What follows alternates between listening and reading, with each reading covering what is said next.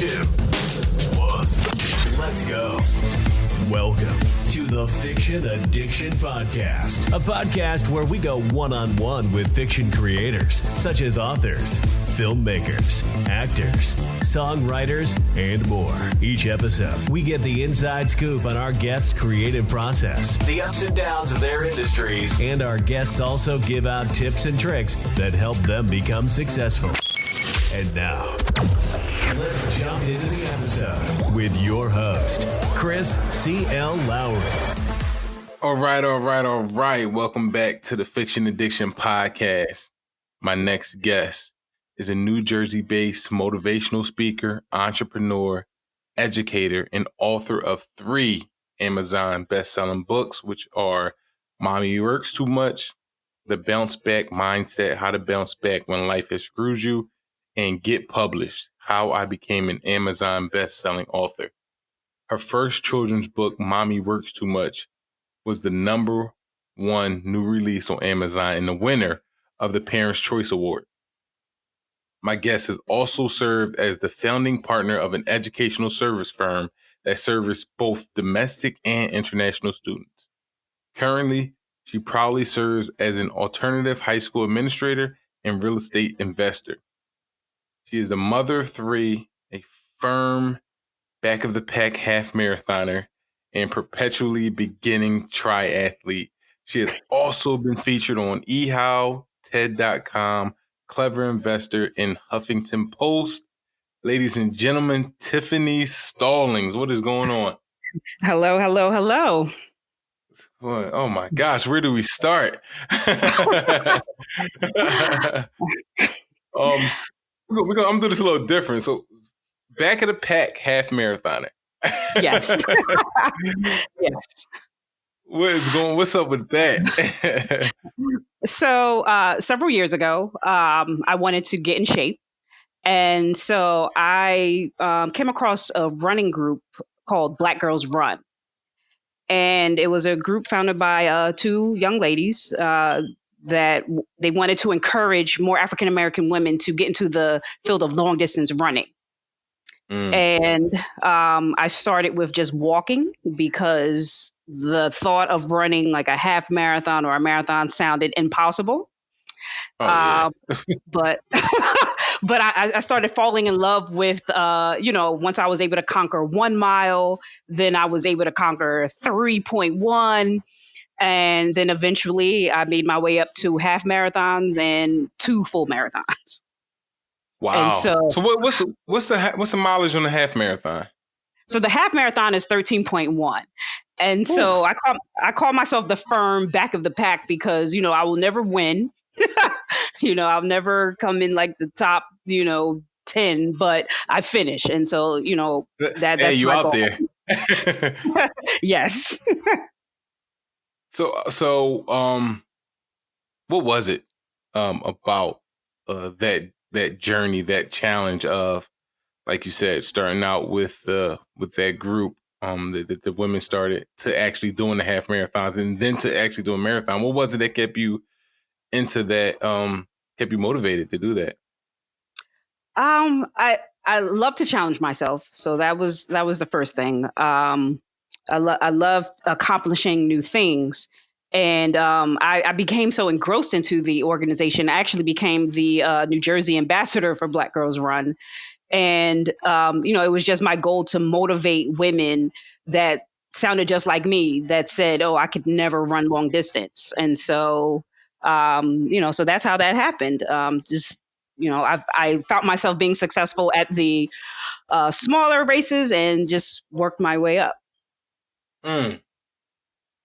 So triathlete, that's a whole different, that's another. So we got into that.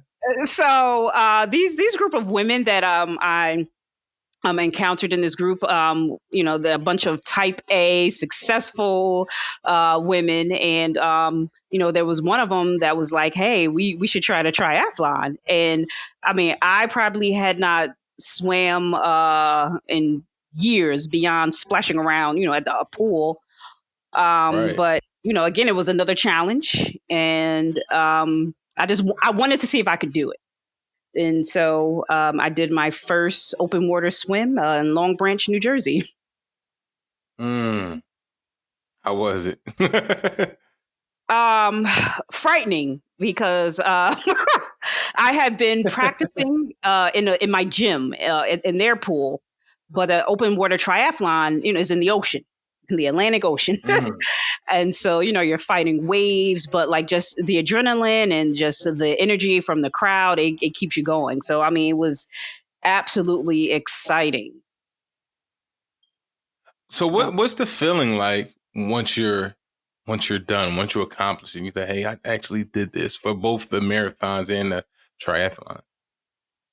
The feeling, oh my goodness. So, when you're crossing the finish line, it is, I mean, it's such a high. I've never been high on drugs, but like, but I mean, it's so addicting. Like when the crowd is cheering you on. Like when you finish any race, there's like this straightway, and then there's spectators on both sides, and you just feel like a rock star. And they're like Oh, wow. cheering, and it's the last final few feet of the race, and you speed up, your heart is racing, and it's just the adrenaline is just such a rush. And it's something that I absolutely fell in love with. That's amazing. What's the next? Are you doing the marathon this year? No. So unfortunately, I hurt my back a couple years ago. And so right now I'm working my way back. I'm very slowly working my way back. I was just about to ask you that about injuries, because I know some of these, especially with the preparation for like the marathons and half marathons, is like a lot of injuries can be involved with that. And I know some people, when they're into these activities, injuries could be like devastating. You know what I mean? So how Yes. were you coping with the injury, the back injury? It's been rough. Because I actually had a back surgery last year. And so the comeback has been really slow and painfully slow. But it's just a matter of going slow, taking your time, listening to your body, and not trying to rush things. Right. I think that's the most important thing. You know what I mean? Yes. Get back out there. Last thing you want to do is aggravate an injury, especially something serious like a back. Right.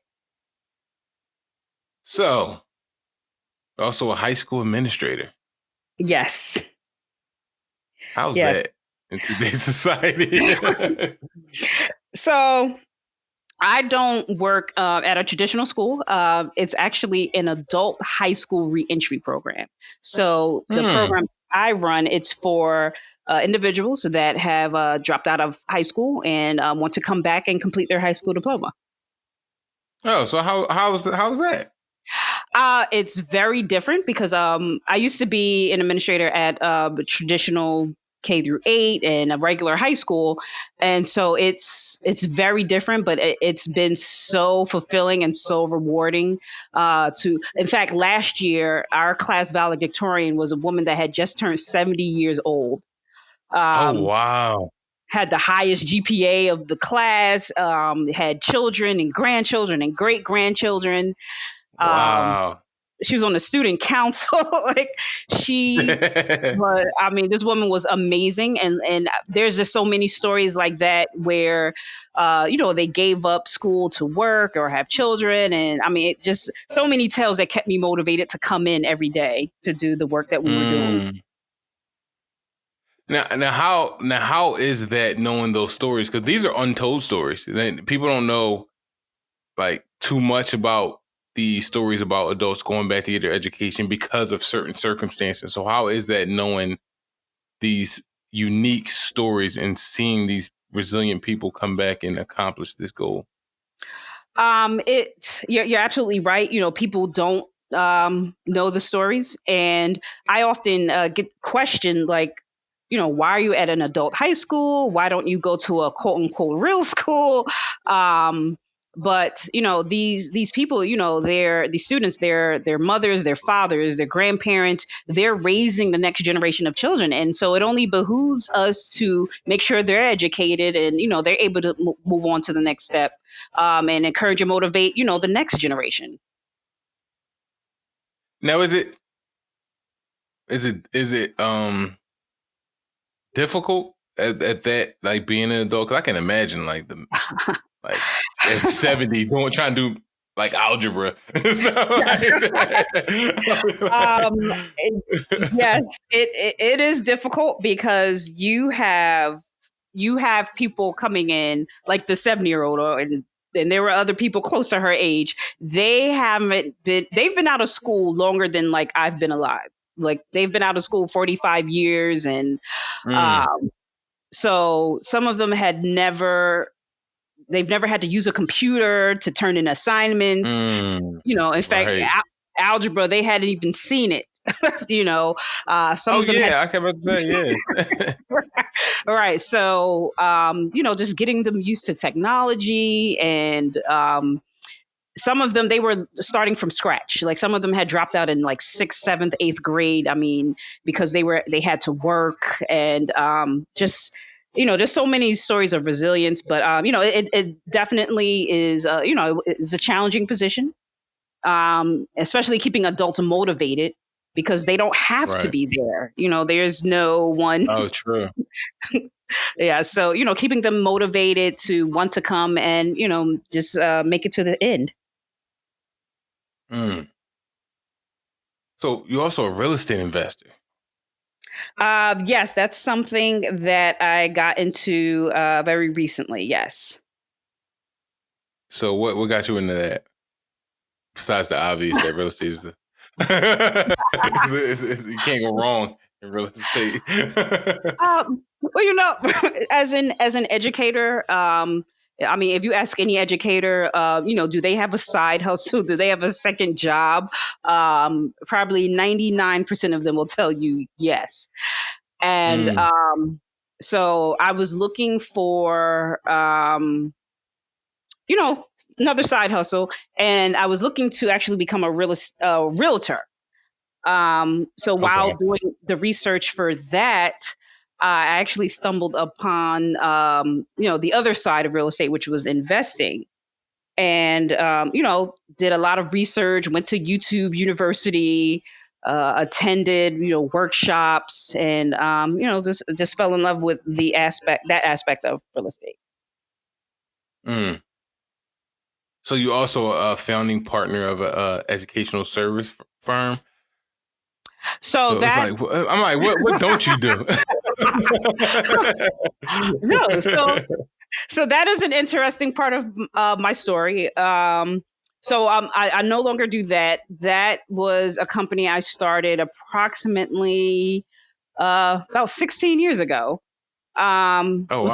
With a former college roommate, and she was in education. I was obviously in education, and we decided to start this organization where we would service students like after school, doing tutoring, doing enrichment, and summer camps. And then eventually we started servicing international clients, like students that would come from other countries and mainly Asia, and come here, and they would want to learn about our school system and how our students learned. And so I did that for several years. But eventually the business tanked, fell apart, and that's the start of the next chapter of my life. Now, how long ago did that tank? How many years ago? So that was about 2013. So, goodness, about 7 years ago. Yes. Now, as because obviously you're a hustler, you out here doing everything. So how did you stay focused? How did you stay on course once you had a business that failed, to keep saying, hey, let me keep trying to do this? Because you could have obviously just stayed as an educator, been satisfied with that position and your role as an educator, and just cruise through life. So what was it that said, you know what, let me try some more business ventures after that one obviously went down? Well, I mean, I can tell you, I dived into entrepreneurship when I was a classroom teacher. And, when you're a teacher and, you have a pretty good reputation, people are always reaching out to you for tutoring or extra help. And the first time I was able to make $50 like on my own, outside of, my school paycheck, like it was like a light bulb, like, hey, I can make money that nobody told me that, they didn't tell me how much I could make. I decided what I was going to make. And, that was just something like I always wanted to do. So again, we started the business. And then that fell apart. And I did give up on entrepreneurship. I said, the heck with this.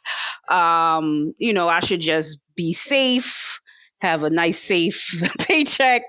Let me just work in a school. But like, there was just something inside of me. Like, I love the work. I love being an educator, but there's just something inside of me that's like, hey, don't forget about me. You're an entrepreneur. And that's what kept me going and kept me focused to, keep trying and keep pursuing the next thing. And I think that's amazing. I think that's definitely amazing because your story shows the ups and downs, the struggles and the success that I like to call it. So entrepreneurship. So everybody, when it comes to entrepreneurship, I'm pretty sure everybody can look at your story now and be like, oh my gosh, he's done this and done that. But they don't see the blood, sweat, and tears behind the scenes unless obviously they listen to your TED talk, and you talked about a little bit about the certain situations you went through. Right. So break down for those aspiring, those young, rather young, no matter what age it is, aspiring entrepreneurs. Just break down like the ups and downs that they go through on their journey. Well, I can say, if you look at social media, you would think that entrepreneurship is, bright, shiny pictures on Instagram, vacations and, just living a life of luxury. But, the challenge is, again, staying focused because there's going to be downtimes. There's going to be losses. And, if you give up at the very first sign of failure, you're not going to be successful. So, it's just a matter of staying focused and remembering your why. Why do you want to become an entrepreneur? And if your why is because I want to make money, you're never going to make it. Like, you have to have, a core value. Like, you want to, service a certain population, for your family, for generational wealth. You have to have a why. And that is what's going to keep you going when things get tough and, it looks like you're not going to make it. And you said something very important, and that's knowing your why. And obviously, we'll jump into you being an author now. And you see it, I see it, everyone sees it. You get a bunch of people who jump into this industry as being a writer, being an author, and just because they think they're going to make money. So why is that important to writers to know their why? Because we see people come in and out. It's like a revolving door of this industry Right. of people who become writers, come out with one book, maybe two, and then they're gone. You know what I mean? Because they had expectations that couldn't be met. You know what I mean? Because they were focused on the wrong thing. So focus. Touch on knowing the why you're doing it in terms of being an author. Okay. So, there's, again, the presumption that, if you write a book, you're going to make millions, you're going to be on the speaking circuit. But, I get lots and lots of questions about writing a book and, how did you do it? Now, and I had no intention of, being famous or, I didn't think anyone was going to buy my book besides my little circle of, mom and friends and cousins. I wrote my book, for me. But I also wrote it because, especially my first book, The Bounce Back Mindset. But when I was going through, my turmoil, I remember searching for some answers and like just trying to make sense of what I was going through because like I would look up articles, look at YouTube videos. Like I was just trying to find something to help me make sense of like why my life was falling apart when I thought I had done everything right. And so my book was the response of me looking for some answers. And so like my hope was my book would help someone else that was going through the same thing. And I would have women, that I didn't know reach out to me like, hey, I had the courage to leave this terrible marriage, or I had the courage to, move on and, try another thing because I heard your story. I read your story. And so, that was my why for writing that particular book. Again, it wasn't, I definitely not trying to get rich. Definitely, I had no ulterior motives besides, I just wanted to help other women that were in the same boat as me. All right. So before we jump into the books, let's jump into your actual writing journey. So when did you actually start writing? How early on? So the children's book is called Mommy Works Too Much. And, previously I did mention I was an entrepreneur and I used to work very, very, very long hours. At first, I was working full time and then running the business. And then eventually just running the business. And my children were young.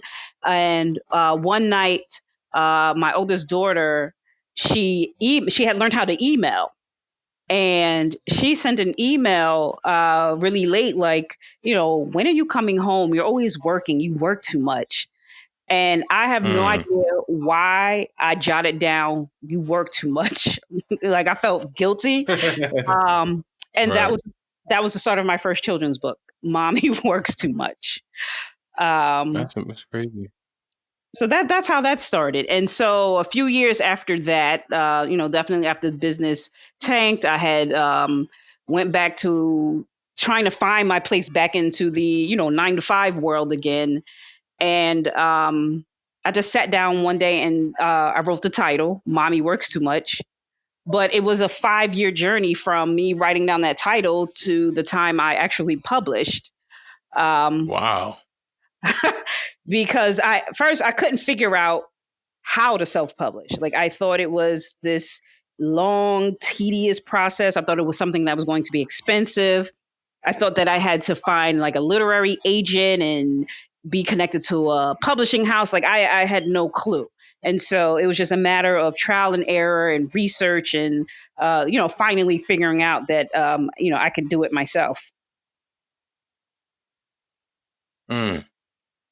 So once you break down that as a parent, as a mother, how was that receiving that email? Because obviously you were doing everything you were doing were for your children. You know what I mean? Right. So how was that at that moment receiving that email?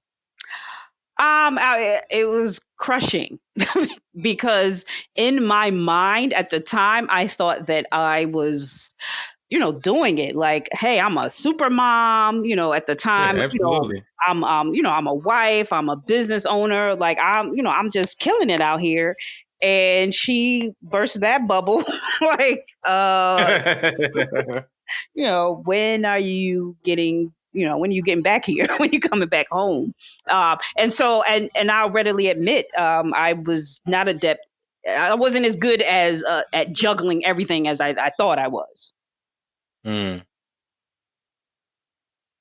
That's crazy. So do you think she obviously is going to be somewhat of a validation, but do you think she was 100% validated in the way she felt? Do you feel, you know what I mean? Well, yes, she, because, there were times where, at the time, my ex-husband would, feed them dinner, put them in the bed, and I wasn't there. But I felt okay because I'm like, okay, well, I'm the one getting you up in the morning. I take you to school every day. I volunteer at your school. So, I thought that, I had a good balance, but you know, Right. Kids, they don't care about who's doing what. They just know that, mommy wasn't there to tuck me in at night. So, Right.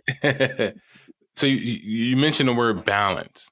How is that, well, compared from then to now, in terms of your growth, obviously as an entrepreneur, as a mother, what's the balance like now compared to then? I mean, I have definitely learned my lesson. The most important thing is definitely family.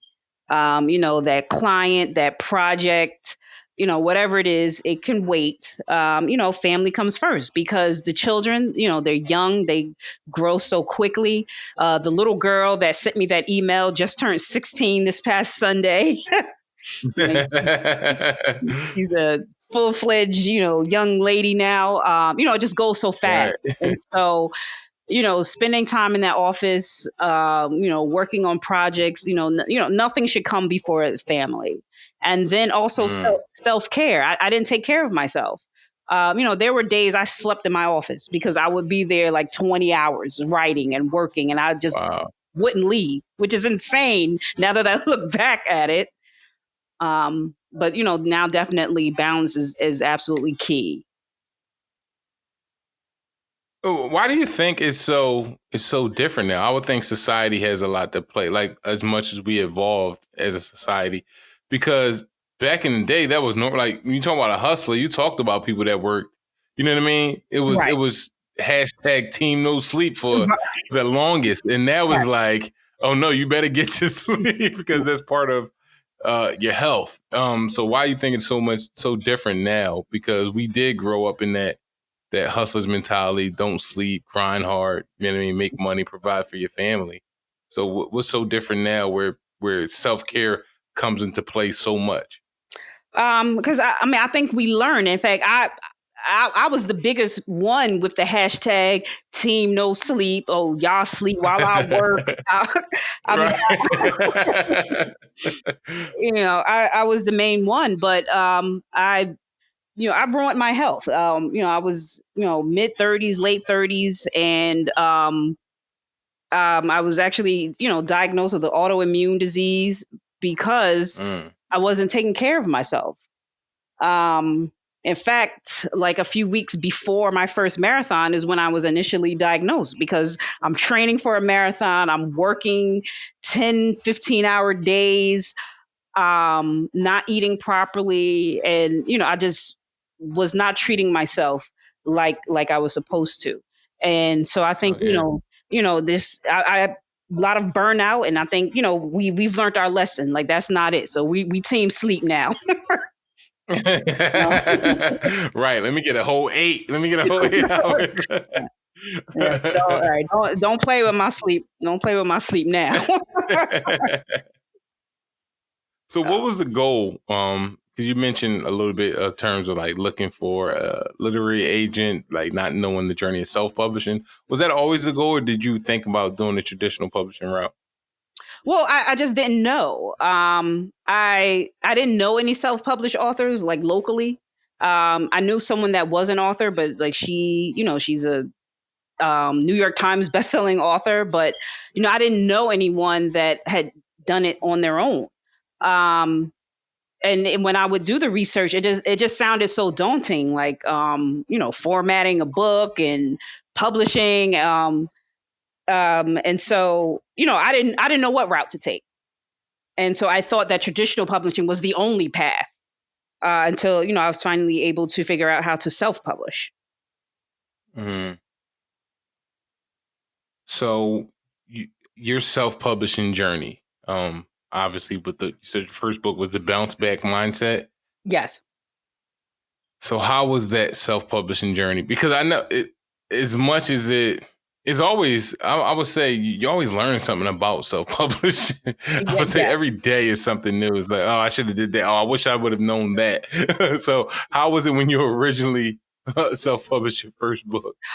Oh, I mean, well, first the book sat on my laptop forever because And I remember like reaching out to a graphic designer and they wanted like a couple thousand. And I'm like, okay, I'm in the middle of a divorce here. I got 3 kids. Like that's not in the budget for a Right. side hustle. Yeah, you ain't getting uh, that. no. So, yeah, so it was then I remember feeling discouraged, like, oh, maybe it's not meant to happen. But again, just through my research, I found, freelancers that would, do the work for a quarter of the price.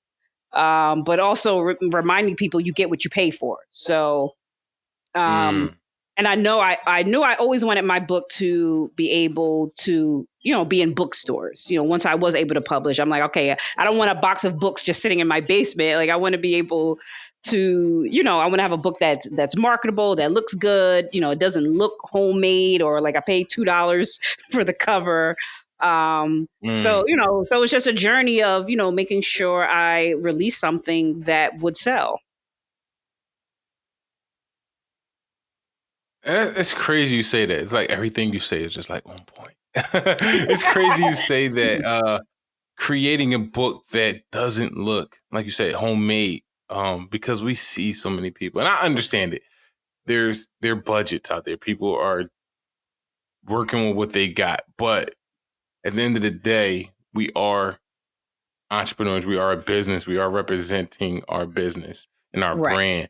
So why was it important for you to ensure that you had that professional look, that you could stand toe to toe with traditionally published authors?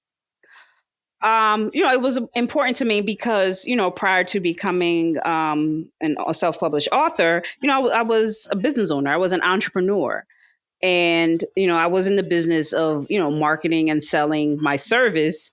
And so, in my mind, this is no different. Like, I know I want something that, I will be able to sell, something I will be proud to go out in the public and share and promote. And so that's why it was, very important to me. And then, the result of that is, because of my books, that turned into speaking engagements and people inviting me to come and talk about my book. And which is, I didn't plan for that, but, it was a great, result of that, of having a professionally published looking book. Now, real quick, the aspiring author out there, and they're figuring their way out through this journey. They're about to publish their first book, self-publish their first book. They're at the blueprint phase of, all right, I want to do this, I want to do that. Explain to them professionalism and the importance of it right now in terms of their journey, like applying what you learn over the years to their journey and starting out. So, the first thing is writing a well-written book. Definitely, making sure you have a complete story, whether it's fiction, nonfiction. Definitely make sure you get it edited by someone else. Now I've spent time as an educator, I was a college professor, but I still didn't trust myself to edit my own books. And so I paid someone to do it. Like, I know you're trying to stay under budget, but, there are just some things that you shouldn't compromise on. So besides a well-written book with a good message, making sure you have a marketable cover.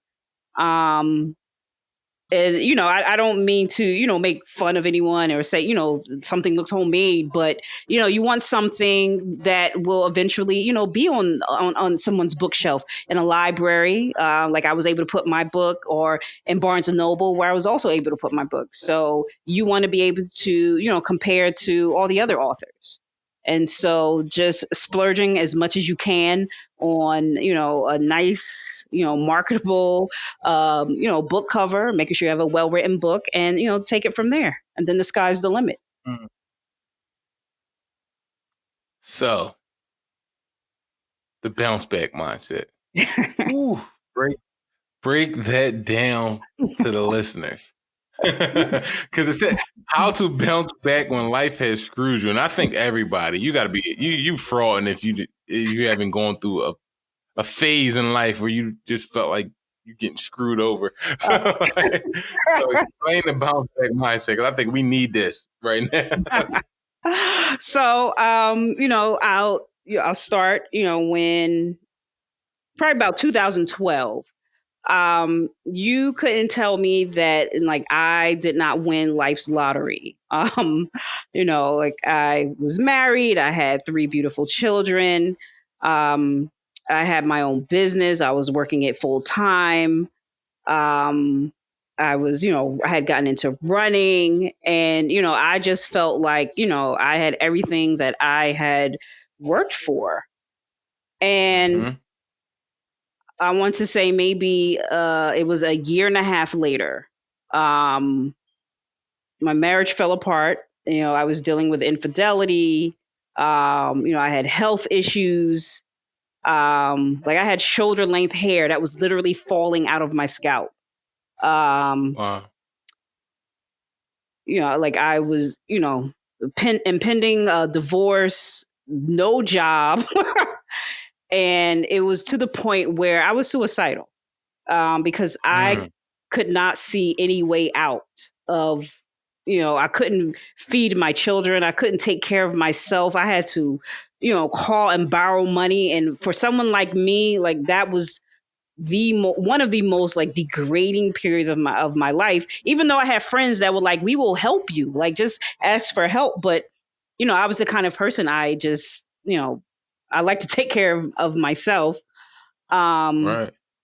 And so, I felt life was over. I was embarrassed because, of course, everyone knew like, oh, Tiffany's this so-called big entrepreneur. I had a car repossessed. I lost my house. Like, I want to say one by one, I felt like every component of my life of who I thought I was as a person was stripped away from me. And so, I was lost, career wise, personally.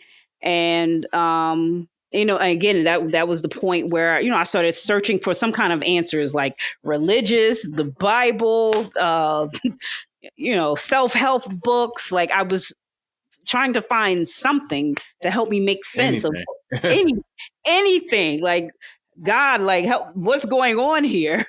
But I had a good friend, and she encouraged me. She was like, well, you need to talk to someone. And so that's one of the things I talk about in my book. Even though I was afraid and I was embarrassed and I didn't want to tell people what I was going through, the first thing I did was I started going to therapy. And that was one of the first steps of the bounce back. And so as far as writing the book, I just started journaling and writing. And I was never a journal person at all. Like nowhere near. I was never the type of, girl that, kept my diary with the key, and under my mattress. That was never me at all. But I just started writing, and those notes eventually became the book. And so I struggled with trying to come up with a title. But I remember someone said to me like, oh, you look like you've bounced back. And like I remember people kept saying that like, oh, you bounced back from all of that. And so that's where that came from. The bounce back mindset, how to bounce back when life has screwed you. Now break down that cover real quick, because the cover is beautiful. Thank you. Thank you so much. So break down the symbolism behind the cover. And I guess explain the cover first, because people are like, what the hell are you talking about? Right, so the cover, like red, I don't know, like that is like one of my favorite colors. Like I probably wear, people that know me and see, I wear red lipstick every day, just about. And red just, to me, just represents, I don't know, just power in my mind. So that's why I have the color red. And then there's a flower growing through like the concrete. And like, to me, that just symbolized, like I was supposed to be dead. Because there was a point where I was, I'm very regimented. When I say I'm going to do something, it gets done. And I started making plans on how to die, how I was going to do it. And so, I wasn't supposed to be here, but, I'm here. And, I fought my way through. And so the flower coming through the concrete, like how is that happening? Flowers need grass to grow. Right. And so that's why I decided on that book cover for my book. The flower coming through the Now, concrete.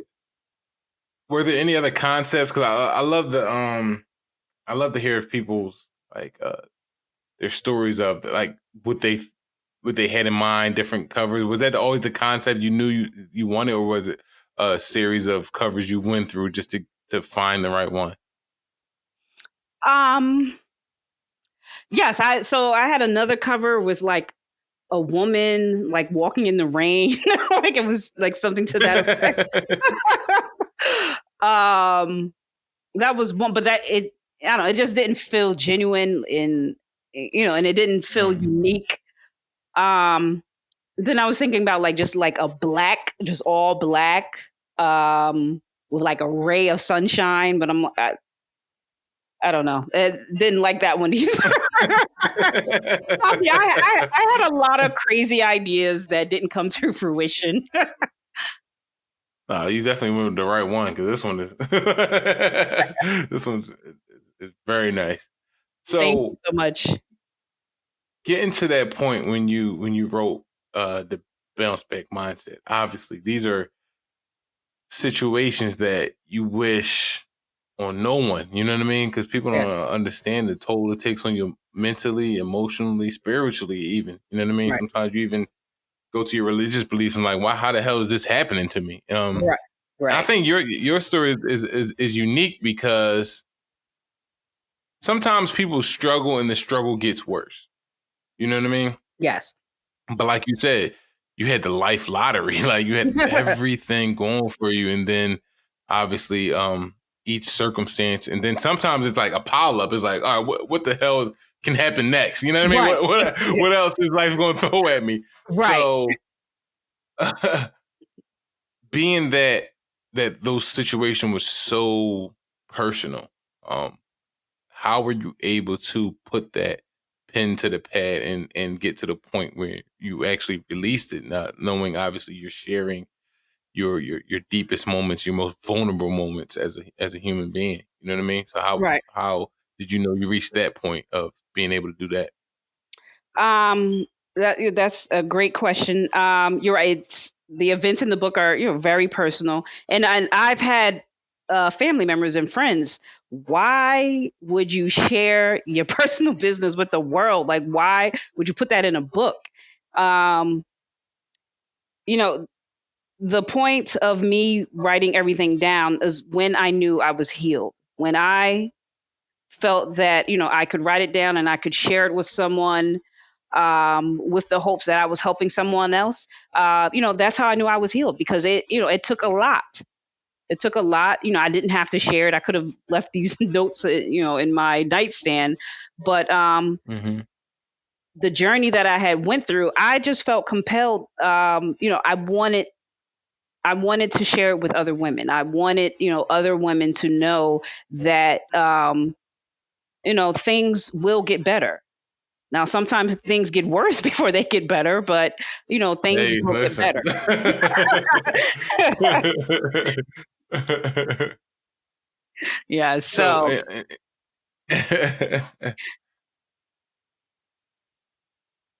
So what do you also? I know a lot of credit goes to therapy. I know a lot of people, especially now today. This was 2016. This book came out, so you were like everything you speak about in terms of getting through it are some of the things we're speaking as a society about now in terms of mental health, in terms of especially mental health in the Black community, yes. where we suffered for so long because obviously you as a woman, you had to be strong. You know what I mean? You're Right. a mother. You had to figure a way to to get through it. You know what I Right. mean? That's the things we told ourselves in our community. We had to do these things. We've been through so much as a people. There's nothing we can't make it through. You know what I mean? Even if you're going beyond the spiritual, it's just like, even as a people, we've been through so much. You Yes. can get through that. So, like I said, I know therapy played a lot, but a lot of it was internal. You know what I mean? Because Yes. as much as we've been through as a people, there are a lot of us that haven't made it out of situations when we've been at our lowest points, but you did. So speak to that point of, what did you find in yourself that kept you, basically kept you alive at that point? Yes, you're absolutely correct. A lot of it, it was internal. It was internal work. Right? You could go to therapy 7 days a week, but if you don't do the internal work, you won't change. I had to, I relied on, my children, thinking about them. They motivated me. And, also like my father, who, like a lot of, Black men, went through a lot, but you rarely heard him complain. You rarely heard him, put blame on others. And I would think about, his life, my children. And so that's basically what kept me going. That's what, kept me through.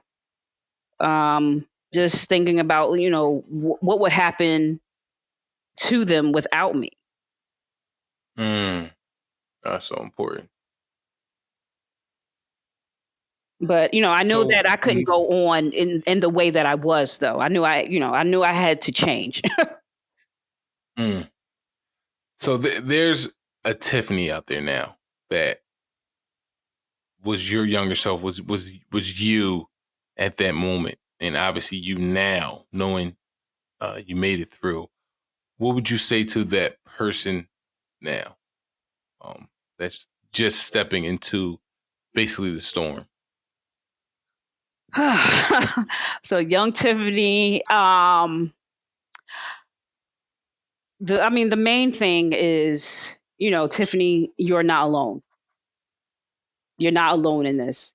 And I think that is the biggest thing for people like me, women like me. We think that we're supposed to have all the answers.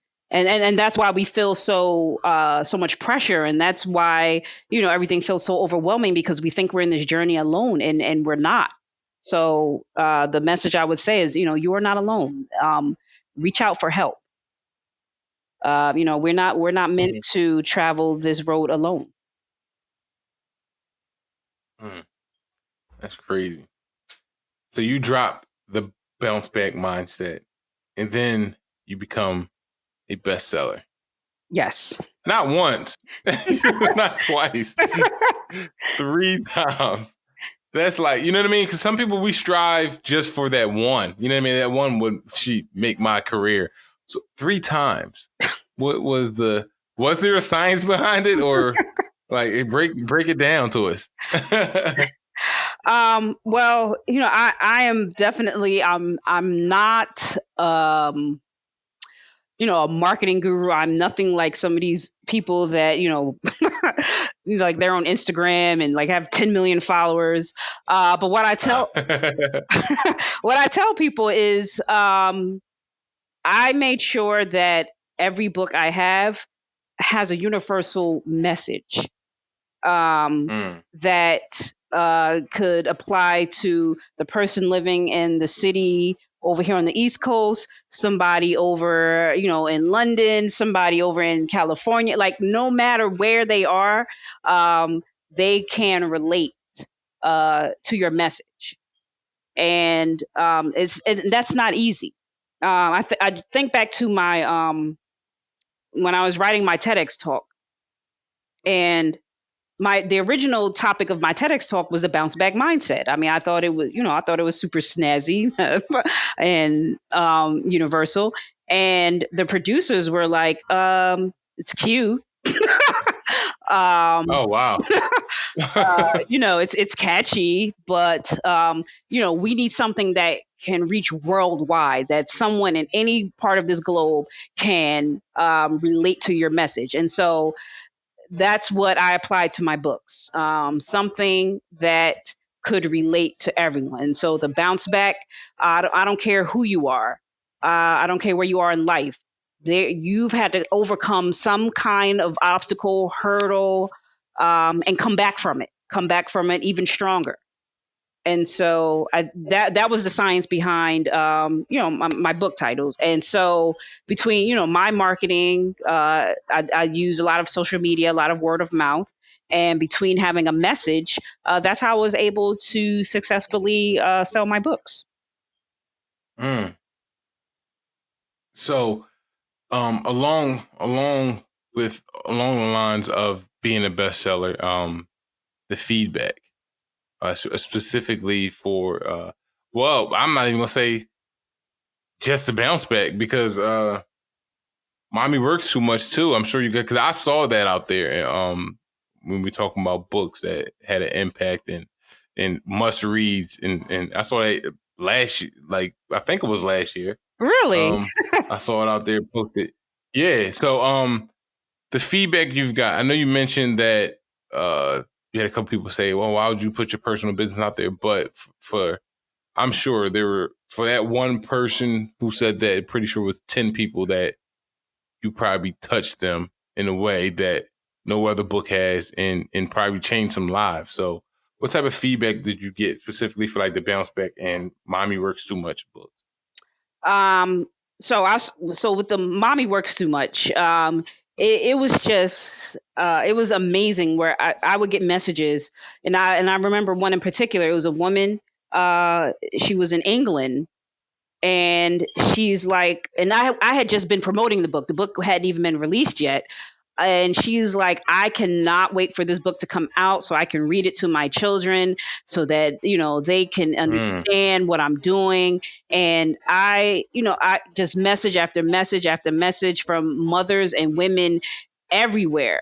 Mommy works too much. Oh, I have to buy this for my grandchildren, so they can understand why their mom is always working. Like the feedback for that book, I mean, it was overwhelming, but it was fantastic because so many people understood and could relate to Mommy Works Too Much. Oh yeah, absolutely. And then the bounce back mindset. I would get some side eyes like bounce back mindset. And a few years ago, mindset was like the buzzword. Growth mindset and fixed mindsets, and so that was one reason why I used the particular word mindset, and how to bounce back when life has screwed you. Almost everyone that hears the title, they're like, that sounds interesting. And absolutely. So the feedback has been phenomenal. And still, I released these books a couple of years ago, and I'm still getting speaking engagements. I'm still in fact, this past summer I was invited to sell my books and do a speaking engagement at Barnes and Noble, and also a couple of libraries. So it's been great. So we're 3 years and counting, and we're still pushing. Now, speaking of speaking engagements, real quick, how would you get into them, specifically the TED Talks? Because, well, first of all, explain. I know a lot of people hear about TED Talks, right? Explain it to the listeners what those are, and then explain how you got into it. Okay, so up until probably a few years ago, I had never heard of TED Talks. We had, when I was at work, for like a staff development, they made us sit down, and I remember it was a Black woman who's a famous educator, and I remember the TED behind her. And I'm like, what is this? And I remember a coworker saying, hey, I love TED Talks. I listen to them driving into work every day. So I'm like, well, what the heck is that? So TED is an organization. And it's a conference where they invite famous people or people that are leaders in their field, like science or technology, and they come in and they do these short talks that they're designed to change the world. And so again, you have to be invited to do a TED Talk. Like you can't just say, hey, I'd like to do one. So so that my first introduction to TED Talks was, again, sitting at the staff development. And so I never thought in the million years, I would have the opportunity to do a TEDx. So, again, I'm trying to think of some famous people. Shonda Rhimes. There's so many. The girl from Girlfriends. Tracy Ellis Ross. Tracy Ellis Ross. Like I'm thinking of the ones I did that I've watched, and so that's what they are. So they're these huge tickets are like several $1,000s. So again, you're not going to just walk in and say, wow, hey, I'd like to listen. Come in but they broadcast them for free on the TED website. So TEDx are TED style forums that different producers all over the world, they produce these events. You have to, so there's an application and submission process, and there are thousands of speakers because, if you're trying to be on the speaking circuit, to say, hey, I've done a TEDx talk or a TED talk, that's huge on your speaking resume. So how I got into it, a friend of mine, his brother actually did one. He did a TEDx. And so I said, hey, I remember commenting, I'm like, hey, that's pretty cool. And so he said, oh, you should do one. And I remember laughing, like, ha, ha, ha, like, how I'm going to do a TED Talk? Like, that's insane. And then he was like, you have a great voice. Like, you should try. And again, I didn't even know where to begin, but, you start with Google, like with everything else. So how to apply, to a TED Talk or a TEDx talk. So I actually found an event, and it was based on education. And so I said, oh, that's perfect. That's right for me. And I applied, and I didn't get in. I submitted my video. And so I said, yeah, they probably have dozens of applications. So I thought nothing of it. I was driving home one day, my phone buzzed after I got that, a couple of weeks after I got that rejection. And the header said, would you like to do a TEDx talk? And I was like, huh? Like, what? I had to literally pull over, and it was an invitation. Like, we liked your video. We'd like to, we liked your message. And I had submitted the bounce back mindset. I'm just like, hey, we're taking this thing global. Right. Absolutely. And so, but I have to say, I've gone to undergrad, I've gone to graduate school, I've done this and that. Writing a TEDx talk was probably one of the most tedious and challenging things I have done in my entire life. And I have 3 children. Really? Yes. Forget about the labor you in. Those things. Yeah, no, it was not easy. So you get the invitation. You send in your bio, and so they say, well, send us a video of the talk you'd like to present. And so came home. Did my video, bounce back mindset, how to bounce back, and they ripped it to shreds. Oh, wow. Like, so their main thing is someone overcoming adversity is not new. That's not a new concept. So I'm like, oh, But that was my whole thing. Like that was the premise of my whole application. Like that's what I wanted to talk about. Yeah, exactly. And so they were like, no, try again. And so the way it works is you submit a video of your speech, which you have to submit memorized. And so I would come home from work and I would sit up to 3-4 in the morning trying to memorize and then record myself. So there's a panel of TED producers and former speakers that sit and watch your video and give you feedback. And so for about 5 weeks, I submitted, I think I'll go track maybe 4 or 5 versions. You never miss an and it was no, try again. This is, this is not it. And I want to say by the 5th week, I told everyone I'm not doing this. I'm done. Like I have a full-time job. Like I'm tired. And yeah, right. I wrote one more draft. It was Unleash the Mom Guilt. And I talked about, my journey. I told my story, but under the premise of, being a mother. And I submitted it and I said, if this is not it, I'm good. You got. You're right. I ain't got nothing else for y'all. and I got the response back. We love it. And so I remember. So there's a conference, like a dinner, a speaker's dinner, the day before the actual event. And I don't think I ever felt so intimidated in my life because there was like a NASA astronaut, there was a Hollywood actor. Oh my God. There was an author who had written 40 books, a PhD professor. I mean, there were so many people and like that I felt like were super successful. Like I couldn't figure out why I was there. I mean, for the first time in like my professional life, I just was like, I don't feel good enough to be here.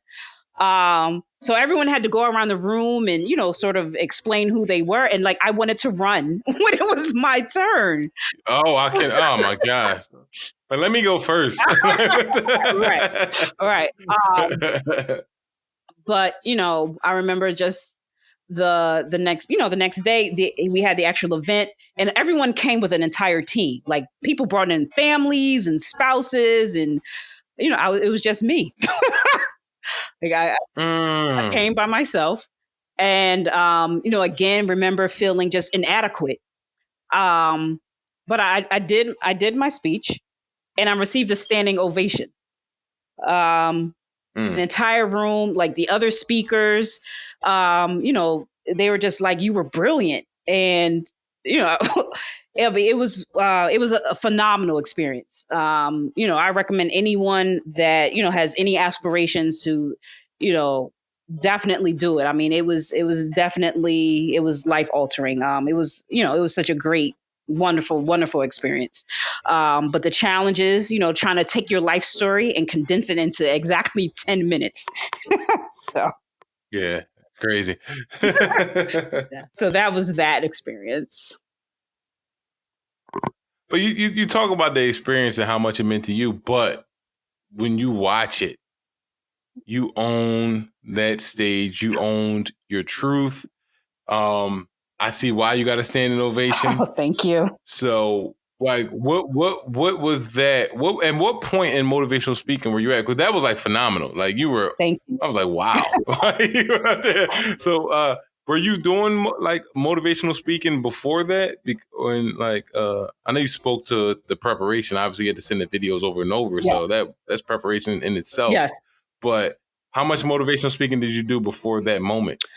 So actually, when I was an entrepreneur full time, I actually did a lot of speaking because I would get invited to speak because people would invite me to come out because I was teacher turned entrepreneur.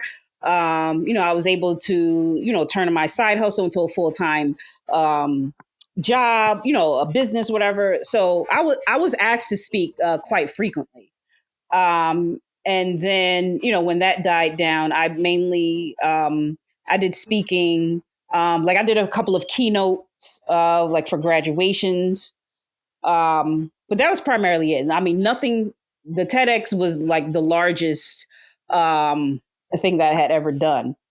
And so I want to say, yeah, over the summer, you know how your TEDx gets views. So, I probably had a few hundred.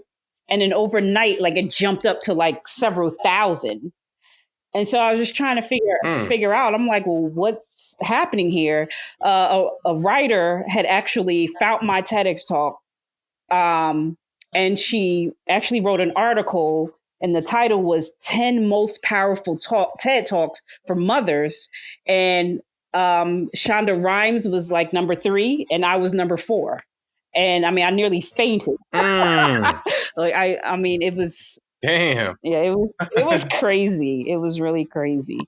So, it's been such a phenomenal thing because, so women all over, I mean, I get messages again all the time. Like, you're so brave to share your story. You really encouraged me. You motivated me. I don't feel so guilty now. And, I get a lot of just thank you. So, No, I can imagine. Now, you also are an educator. Yes. What do you think is the connection between the educator authors? Because I see it a lot, and I like it. I think it's natural. I guess it's natural for you, the educators, to obviously teach and write books, but it's I'm seeing it pop up more often. So, what do you think is the connection between both? Well, I think, educators, we're always trying to teach. We always want to share our message and share our knowledge and share what we know. So what better way to do that than through books? So, there's definitely a connection between the two. Oh, speaking back to the alternative high school, I know there's a like in terms of curriculum, I know there's a lot of material out there that you want that are age appropriate, grade specific, that are books that you would recommend to students. Is there a lot of material out there for the alternative high school students? There really isn't, because curriculum for the most part is geared towards, the regular pre-K through 12 population. So, as these writers are preparing curriculum, they're not really thinking about the 50-year-old, the 60-year-old that's been out of school for 30 years. So, right. I have to say I have an excellent team of teachers. So they teach full-time during the day at their regular high schools. And then they come at night and they teach at the night school. And they're extremely adept at making the curriculum come alive by, coming up with lessons that are relevant. So, for example, instead of just math, the teachers will go through, doing a budget. And like financial literacy, they talk about credit and home ownership and, real estate investing and, social studies. They talk about, how, crime of today is related to, events that happened, 200 years ago. So, my staff I work with, they're extremely gifted and, they develop their own curriculum for the adult population. Now, one of the things I noticed, your book, Mommy Works Too Much, has a classroom edition. Yes.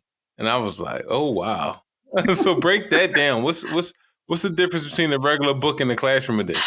So there are two versions of Mommy Works Too Much. The classroom edition comes with a language arts literacy supplement. And that goes back to me being not only an educator, but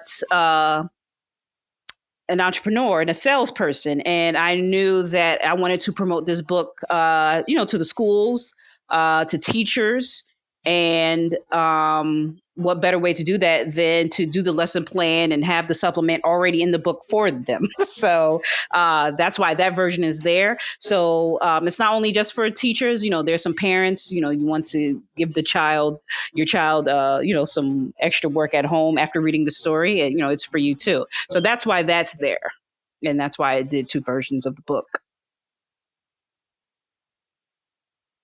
So for obviously, I would recommend all children's book authors to develop some type of curriculum or lesson plan with their book. So let's take it to the author who doesn't have the resources to link up with an educator and pay them for a lesson plan. What's the easiest way for them to develop a lesson plan and curriculum to go alongside their books, so when they speak to the administrators of schools, they are more prepared than if they didn't have that? So if you have a book and you're looking to develop a supplement, first of all, I would start with comprehension questions. So if you're reading your story to a child, at the end of the story, what would the child take away? What questions would you ask to make sure they understood the story? And then I would take it from there. So every story should have a message.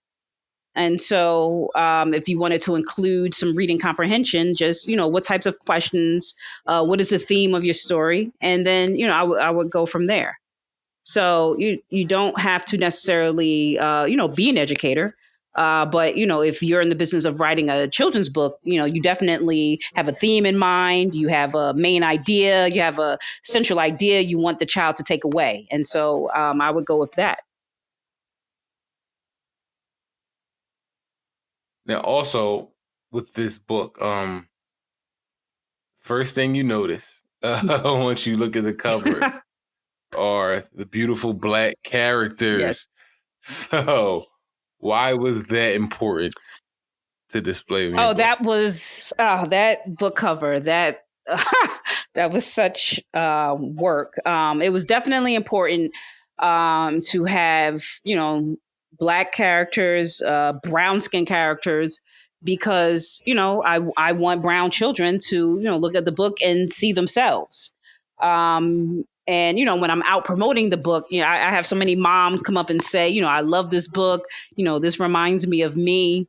And again, when I was going back and forth with the illustrator, the mom had straight hair, and I had to go back. No, make it kinky, make it curly, and then back. And Right. he went back and forth. No, kinkier, curlier. Make mom browner. Nope, browner. So we kept going back and forth until we got the cover that you see today.